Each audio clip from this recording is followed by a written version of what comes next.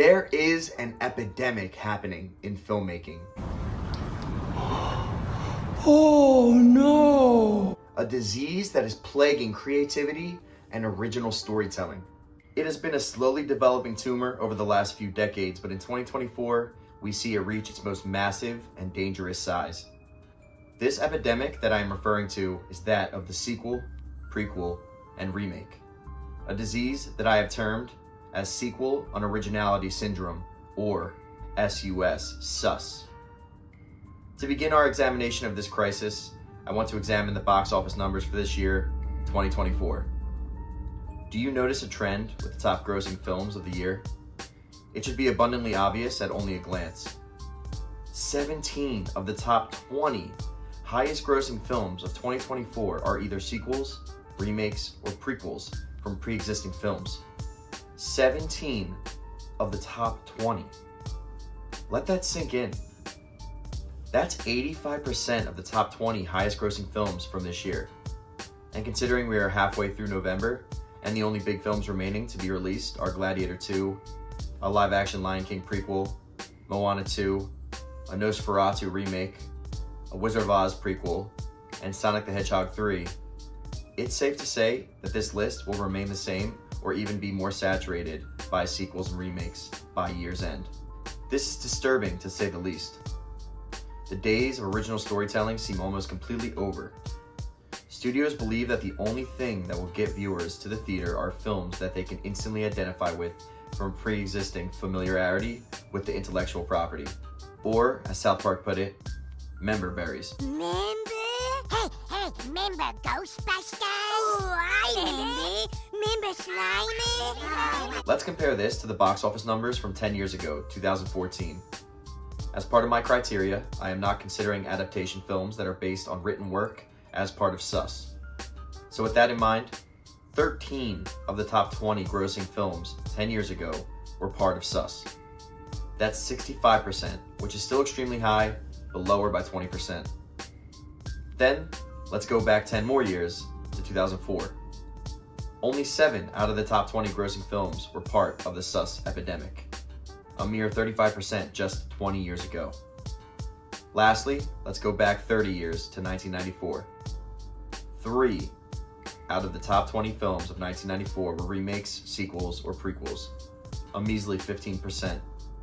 Conclusively, we see a positive trend of more and more sequels, remakes, and prequels being released as films become more and more expensive and more lucrative.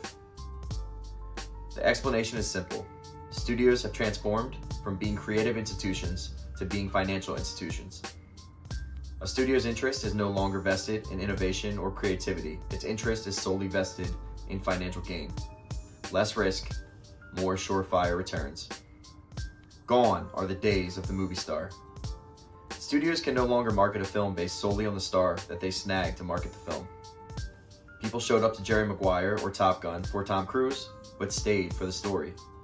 They showed up to Forrest Gump or The Terminal for Tom Hanks, but stayed for the story. They showed up to Dirty Harry or Gran Torino for Clint Eastwood, but stayed for the story. This can be easily reflected from the way movie posters have evolved. Once upon a time, the posters predominantly featured the star of the film with not much else, but now the posters are highly colorful and feature images containing promises of explosions and effects more than any real star or story. Which leads me to my next reason why films are no longer original gambles. Since the advent of special effects, particularly those generated by a computer, films have started to lean more and more on these visuals more than the narrative or plot. A great example of this is Avatar. When Avatar was released, it was groundbreaking. James Cameron and his team at Weta Digital developed all new technology, and the technological achievements were the main selling point of the film. Avatar became the most lucrative film of all time and made over $2.9 billion at the box office. Sure, we still get original dramas that are usually designed as Oscar bait, but rarely do these films catch fire at the box office. Instead, we see sequels and remakes that are based more around spectacle or pop culture than pure storytelling, being the films that consistently rake in over $1 billion worldwide. A great example of this is the second most lucrative film of all time. Avengers Endgame made $2.8 billion worldwide and marked the completion of an over 20 film saga in the Marvel Cinematic Universe, or MCU. Examining the top 20 highest grossing films of the 2010s, only 2 films were original. And really, one of those 2 films in Black Panther was riding off of the hype and excitement of the MCU films. So it's even a stretch to deem that an original film in entirety. Nevertheless, that's only 10% of the highest grossing films from 2010 to 2019 being non-sus. Furthermore, if we examine the highest grossing films of the 2020s thus far, we see strikingly similar figures.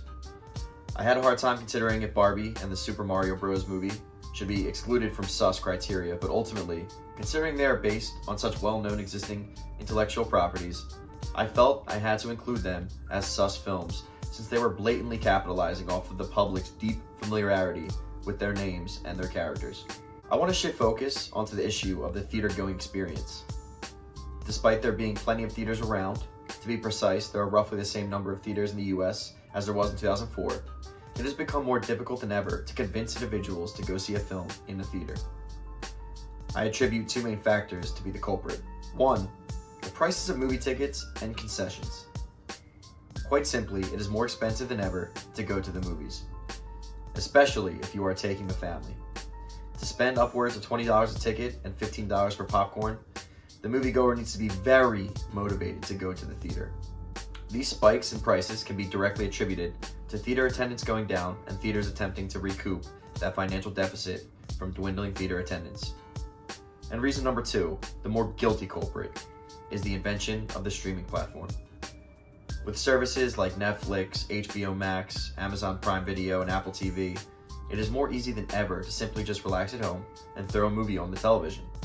In fact, some of these services even offer original new films straight to their platform, making it exclusively a home viewing experience. Even if it is not exclusive to the streaming platform, many big releases make deals with these platforms to quickly go to their service after only several weeks at the box office. So many viewers opt to simply wait to see the film in the comfort of their own home for a lower price. So, to combat this, studios have bunkered down on the idea that only known stories are worth investing in. Psychologically, when people love an existing intellectual property, they are far more likely to be invested and excited about a new release that is either a sequel, remake, or prequel. For instance, when Disney acquired the rights to Star Wars and released The Force Awakens, fans packed the theaters. The Force Awakens raked in almost $2.1 billion worldwide, making it the 5th most lucrative film of all time. That same year in 2015, Jurassic World, a spin-off sequel to the critically acclaimed Jurassic Park, hit the theaters. We can see the trend continue because, yup, you guessed it, Jurassic World was the 2nd most lucrative film of that year and the 9th most lucrative film of all time at almost $1.7 billion worldwide. Just to complete the 2015 trifecta, we have to talk about Avengers: Age of Ultron, the 2nd MCU Avengers film. Even while competing with the likes of The Force Awakens and Jurassic World, it still made $1.4 billion worldwide, making it the 16th most lucrative film of all time. Think about that. Those 3 films, made $5.2 billion worldwide. All 3 films are sequels that leaned heavily on special effects and known intellectual properties. 2015 was a massive year for the Legacy sequel and is the true moment when things shifted more drastically than ever. 2015 is the year that sus began spreading like wildfire. To see the true ripple effect of 2015 begin vibrating through cinema, we fast forward to 2017, when studios had enough time to see the results of 2015's box office success and had the time to produce the films to be released. In 2017, only 4 out of the top 20 highest grossing films were original films, and one of them was Wonder Woman, which was building towards the Justice League film, so even that one as original is a stretch.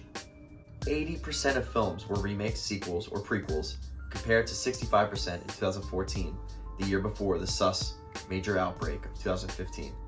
The last main reason that contributed to studios taking a more cautious and risk-averse approach to filmmaking is the death of physical media sales. On the YouTube show Hot Ones, Matt Damon discussed DVD sales and how the end of the DVD era marked a shift in filmmaking. Well, so what happened was the DVD was a huge part of our business, of our revenue stream, and technology has just made that obsolete. And so the movies that we used to make you could afford to not make all of your money when it played in the theater because you knew you had the DVD coming behind the release, and 6 months later you'd get a whole nother chunk. It would be like reopening the movie almost. And when that went away, that changed the type of movies that we could make. Quite simply, studios could afford a weak run at the box office because they knew they would recoup large amounts of money from the VHS and DVD sales. Even films that crushed it at the box office would enjoy even more success financially after the theatrical runs due to physical copy sales.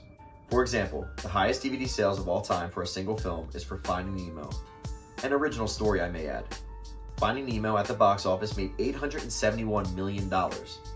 After its release onto DVD, the movie sold a record 38.8 million copies. The price of a DVD in 2003 was around $20, so 38.8 million times $20 is $776 million in DVD sales. And if Pixar made 80% on every sale, then that means that they made an additional $621 million on top of their $871 million they made at the box office, nearly doubling their financial gain for the film. Staggering numbers. These DVD sales especially made a difference for the cult classic films like Pulp Fiction, The Big Lebowski, or Fight Club, where their interest and praise only grew in the years following their initial theatrical run. Without the safety net of physical sales, films almost entirely depend on box office returns. Sure, streaming platforms pay for the right to offer a film on their platform, but this is residual compared to the vast amount of money a studio could make with the sale of the physical film. So, where does this leave us? Well, quite simply, the power is in the people's hands. Or more specifically, the power is in the people's pockets. Companies adapt to customer spending habits. Movie studios are no different in this regard. If the consumer stops paying for these sequels and prequels and remakes and begins showing up for original stories, then the studios will have no choice but to follow suit. And this is where we will see the shift back to original storytelling. This is where we will finally cure this sus epidemic. And luckily for us, there are still studios that fund the creation of original stories. Particularly, A24 and Blumhouse are the two major studios that are pumping out original stories. Their model is much different than the juggernaut studios like Warner Bros., Disney, and Universal Studios. They invest smaller amounts of money into production of original creative stories. They ensure that each dollar invested into the production of a film is being used wisely. And they bank on one out of every few films that they produce will be a hit and will make their money back tenfold. Blumhouse has done this in recent years with movies like Megan, Get Out, and Whiplash. A24 has done this with movies like Everything Everywhere All at Once, Uncut Gems, and Hereditary. So all hope is not lost. But never forget that the power is with you, the viewer, and your hard-earned money. Sure, you could go see the Moana live-action film or Moana 2, but wouldn't you much rather dive into a brand new story? Fall in love with brand new characters? Get lost in a new and fresh adventure? Once we, as the public, increases our viewing standards, then studios, in turn, will have no choice but to increase their storytelling standards. Together, we can end this sus epidemic.